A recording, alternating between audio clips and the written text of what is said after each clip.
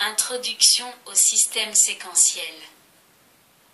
Dans cette théorie, nous allons examiner les systèmes séquentiels qui sont à la base des circuits utilisés dans les automatismes et les ordinateurs. 1. Introduction au système séquentiel. 1. Système séquentiel. Les circuits logiques examinés jusqu'à présent ont la propriété de fournir en sortie et à un instant donné des valeurs logiques qui dépendent uniquement de la combinaison des valeurs logiques appliquées à ce même instant aux entrées, en négligeant naturellement les retards dus au temps de propagation. Pour cette raison, ces circuits sont appelés combinatoires car leur état de sortie est fonction de la combinaison des états logiques appliqués à leurs entrées. En plus des circuits vus précédemment, il en existe d'autres qui ont la faculté de mémoriser les signaux.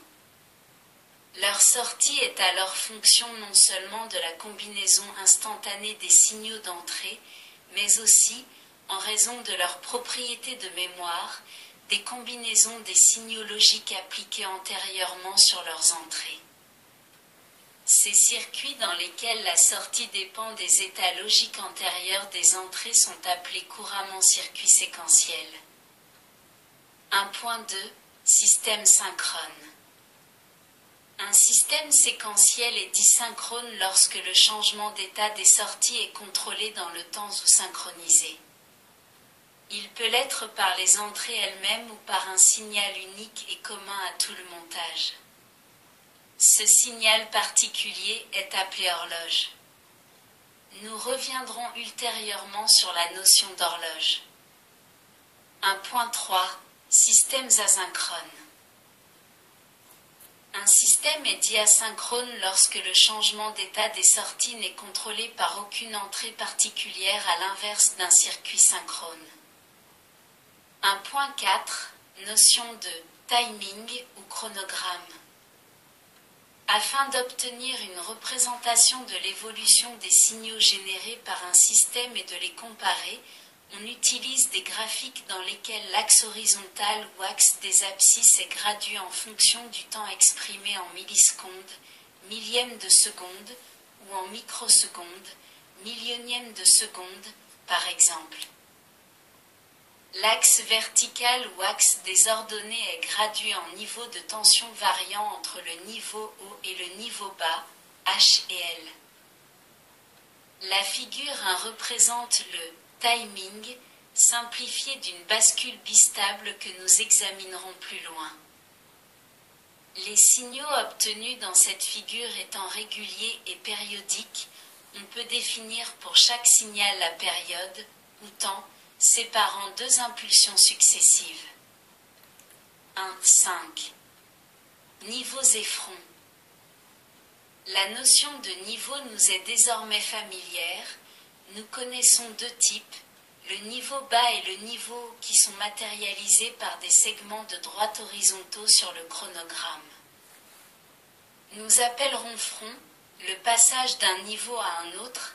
Il sera matérialisé sur le chronogramme par un segment de droite verticale ou tout au moins très incliné, car dans la réalité le temps de passage d'un niveau à l'autre n'est pas nul et peut varier, suivant les systèmes, de quelques dizaines de millisecondes à quelques dixièmes de nanosecondes, une nanoseconde égale 10 puissance moins 9 secondes.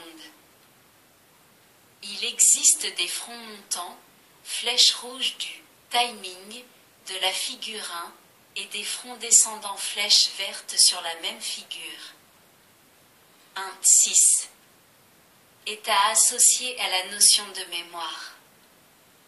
1.6 1. Relais ou mémoire. Bien que ce dispositif ne soit plus guère utilisé dans les systèmes modernes compte tenu de sa consommation, son temps de réponse élevé et son encombrement prohibitif, celui-ci présente l'avantage d'être simple. De plus, son fonctionnement mécanique est facilement visualisable, d'où son intérêt pédagogique. Un relais est constitué d'une armature métallique et d'un électroaimant comme représenté figure 2. Lorsque l'on alimente la bobine de cet électroaimant, l'armature est attirée et vient au moyen d'une échelle ou cale isolante fermer des contacts travail ou ouvrir des contacts repos. Sur la figure 2, il s'agit d'un contact travail.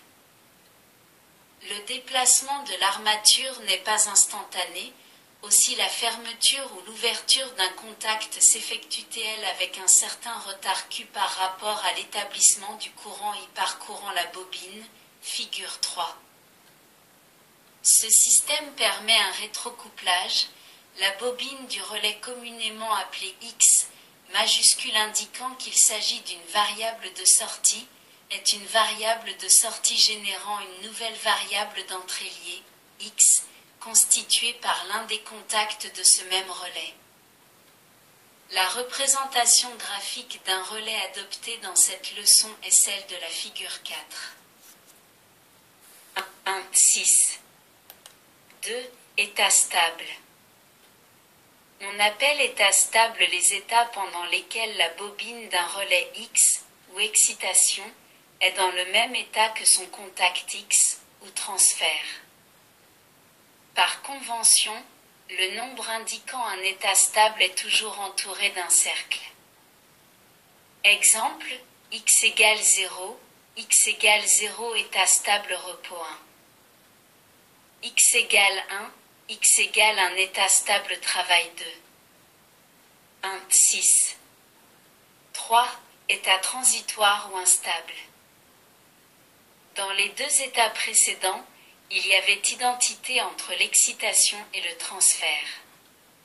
Toutefois, le retard de X conditionne des états intermédiaires ou transitoires pour lesquels excitation et transfert sont dans des états complémentaires. Exemple.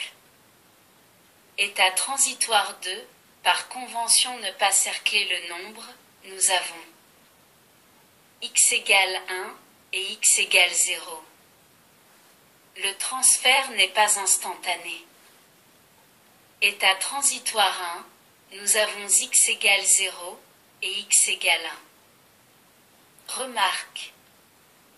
Pour un état transitoire, le transfert est en retard sur l'excitation. Règle.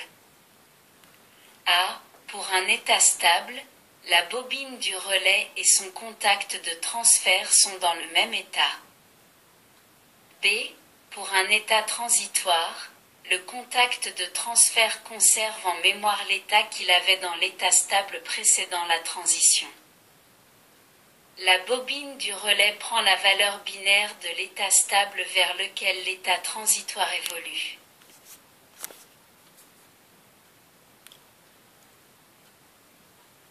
Merci de votre écoute. À bientôt.